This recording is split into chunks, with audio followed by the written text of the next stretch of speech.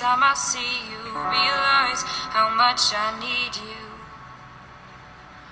I hate you, I love you, I hate that I love you. Don't want to, but I can't put nobody else above you. I hate you, I love you, I hate that Hi there, thank you so much for watching my channel.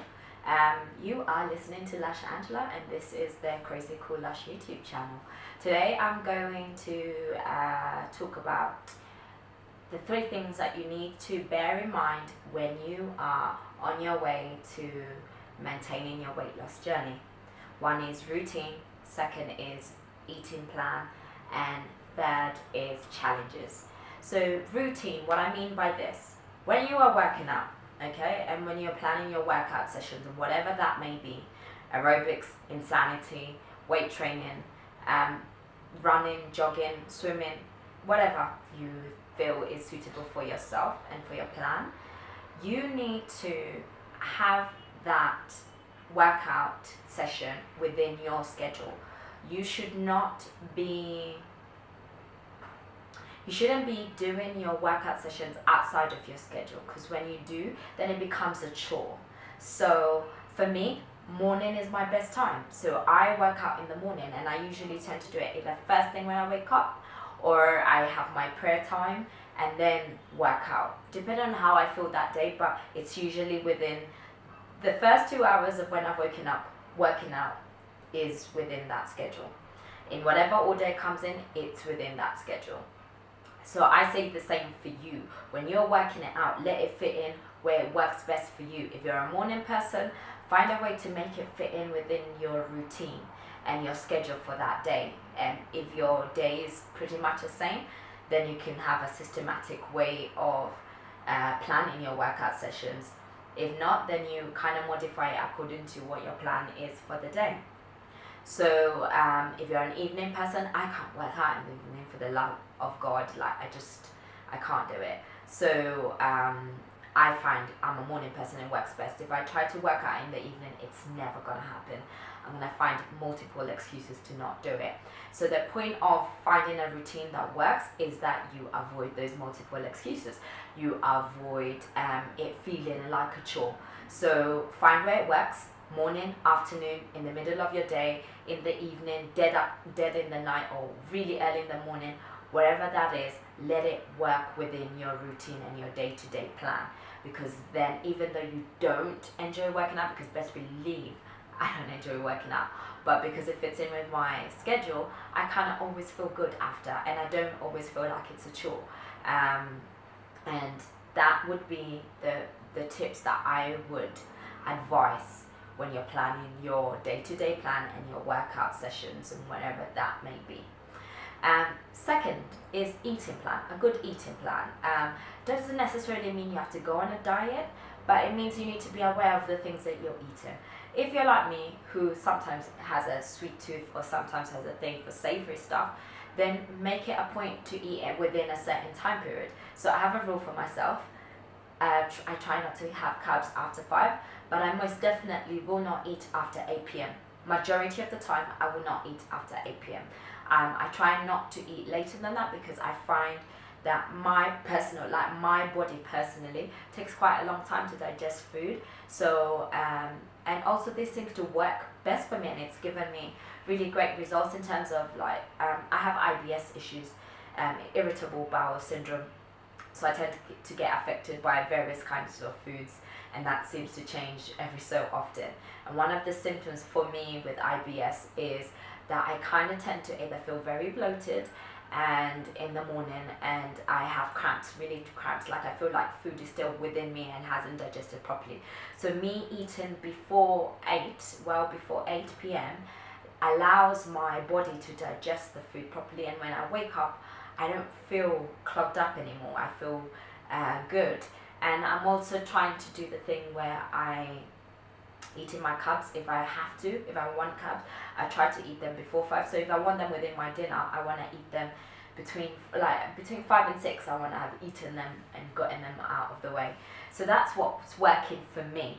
So there's various ways you can either choose to go on a diet, but I would go against that unless it fits in with, it will be something that you can maintain throughout your lifestyle.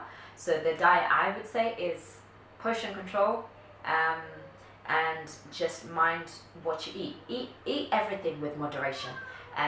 The main thing you need to remember, abs are made in the kitchen, and that is such a true statement. You can lose weight without not exercising, just by planning your eating. What working out and exercising does is it tones you up and it leans your body, it makes you leaner, and you're also getting some strength from it. So that's what working out is for, is to shape you up. But the real weight loss comes from how you eat. So find a good eating plan that works for you. Mind your portions as you're eating. Have less starch and carbs, and have more good protein and good vegetables. And even your fruits, be careful not to eat too much fruits across the day, because also that counteracts the sugar aspect of things. The things that I feel you need to be aware when you're eating is your carbs and your sugar. Those two things you need to maintain.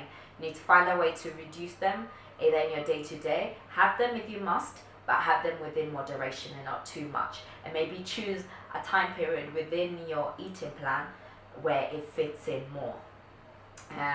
That would be the thing. So for me, is the things that I am working at maintaining is my carb intake and eating well before 8 p.m. The next thing is challenges. You do your workout sessions and you do them right to the T. Then you do your eating session and you do them your eating plan, and you do it right to the T. But you're still not getting results fast enough, or you're not getting the change that kind of reflects how you're eating and your working out is going. And that's where challenges come. We often need to put our body into shock. You need to put it into shock mode.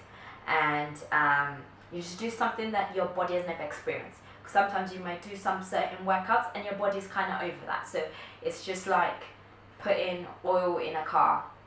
It will run, and it might not run as fast. If you want it to run faster, you might need to change the quality of the type of oil you're putting in. So you might need to change the type of workout sessions you're doing so that you can see faster results. And so setting challenges every so often, every quarter of the year, or rather every 3 months, put your body into shock. Do a challenge, do a race that you've never done before, do a sort of workout session that really pushes your body to the limit. Get a workout partner or someone who is a fitness instructor that will be able to see when you're laxing a bit, but put your body into shock and set challenges every so often. I used to do a lot more races before, and I used to say every year I'm going to do something that I've never done before. And I've done obstacle challenges, I've done half a marathon, I've done 10k, 5k races, all that stuff. But I kind of, got bored of that and didn't really do that. Then I found out about insanity, and I really put my body into shock. So I'm here to say that after I finished my body revolution with Jewellery, which I started mid-January, I had to take a week break. So now I'm a bit behind. I've had to push it a week behind. So I feel, if I'm not wrong, I will finish at some point mid-April is when I'm due to finish, because it's a 3-month stint. So when I finish, I have been avoiding doing P90X. I've watched a couple of videos of what it's about, and I watch it and I'm like, no, I'm not made for it. And I feel right now I need to do something that's shocking, and I need to put my body into shock. So I've decided from April I'm going to do P90X, and that's the challenge I've set for myself. So whatever challenge it is, set it. And I guess the fourth thing that I could talk about is find people who can hold you accountable and who you can work out with. So for instance, like next month I want to do squats and obliques challenge, and I found a friend of mine who is interested in doing the same thing. So we are going to be, sparring each other on and keeping ourselves accountable. So find someone who you can keep accountable, which could be the fourth thing that I failed to mention at the beginning. that you could consider. So I'm saying this in my YouTube channel because I guess you all need to see changes, and by saying this, then I hold not only full responsibility in being a woman of my words, but you get to hold me accountable and get to put comments down below. Hey, how's it going with what you said you set out to do, and kind of reminds me to be at par with that.